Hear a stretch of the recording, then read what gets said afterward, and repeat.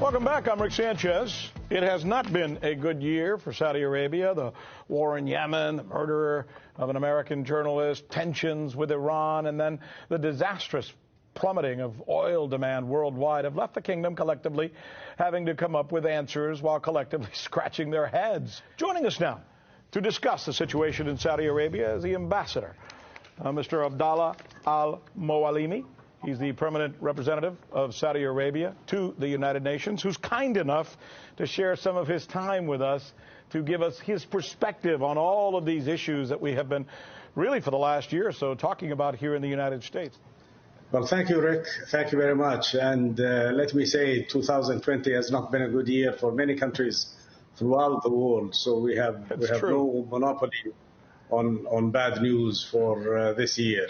Let me ask you a question, the thorny question of Yemen. Let's go there. According to the United Nations, a child under the age of 5 dies every 10 minutes in Yemen due to the war that's been fomented there in part by your country, beginning in 1995. How do you deal with that? How do you answer that? And how do you substantiate a situation like that, which is now going on in Yemen? Very, very simple question. The question is, where are these people that are affected by hunger and that are malnutrition and starving and so forth? They are in territories controlled by the Houthis. And why is that? Because the Houthis deny access to the humanitarian organizations and to the world organizations and the United Nations in terms of providing supply of humanitarian aid to these places. Look at the rest of Yemen. The rest of Yemen doesn't have the same kind of problem because of the presence of the coalition forces and the efforts that they make.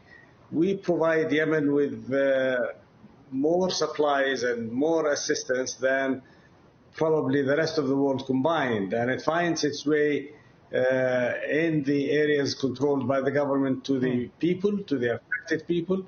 In other areas, it finds its way to the pockets of the leaders of the Houthi organization who obstruct it, who hijack it, who steal it, essentially.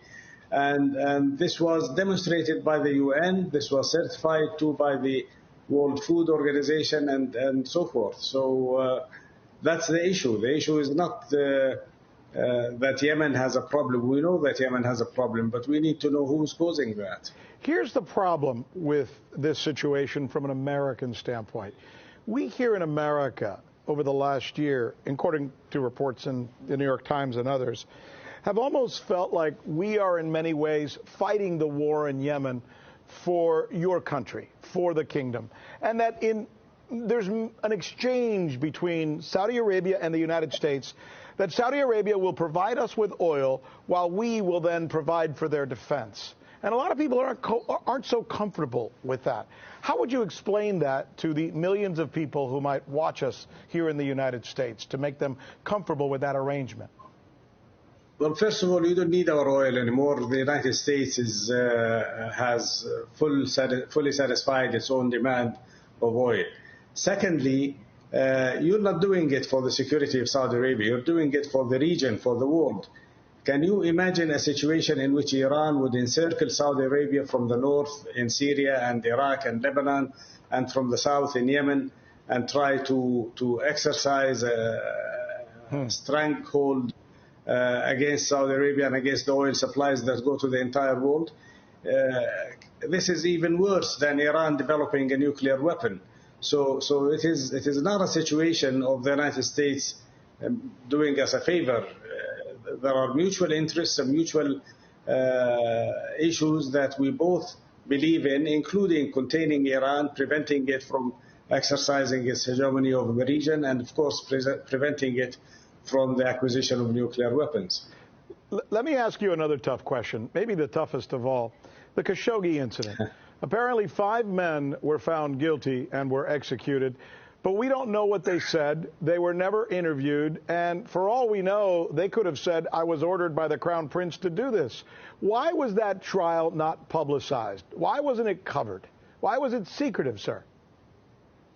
Let me just correct a little bit of information. Please. Around 18 people were convicted on that trial, not only 5. Okay. 5 were sentenced to death.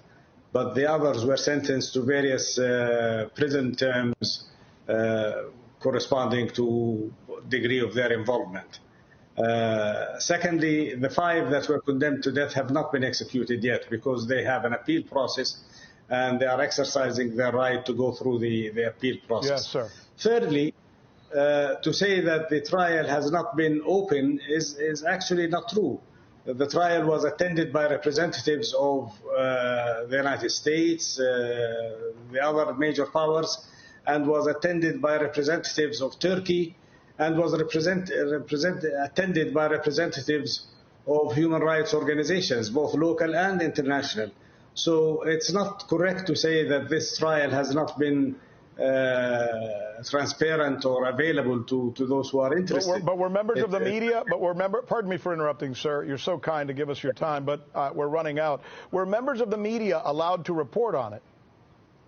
No, members of the media were not allowed to report on it for purposes of protecting the privacy of the accused and the privacy of the victim as well. So it is not in our DNA, it is not in our tradition to have publicity-type trials such as the Simpson trial or whoever else, or Epstein that you have just reported on. It's not in our tradition to do that. You seem like a very... And the result announced. You seem like a very honest man, and I appreciate you taking time to deal with these questions, which I know are very difficult questions. Let me finally ask you, this coming year, it looks like there's a possibility that Mr. Trump, at least as polls go, will not win. Do you feel your relationship with whoever is the next president of the United States will continue as it has this last year? And we're down to 20 seconds, sir. Well, we have had continuous relationships with various presidents, both Republicans and Democrats, throughout the past 60, 70 years. We value our relationship with Mr. Trump, but our relationship is actually, more importantly, with the American people.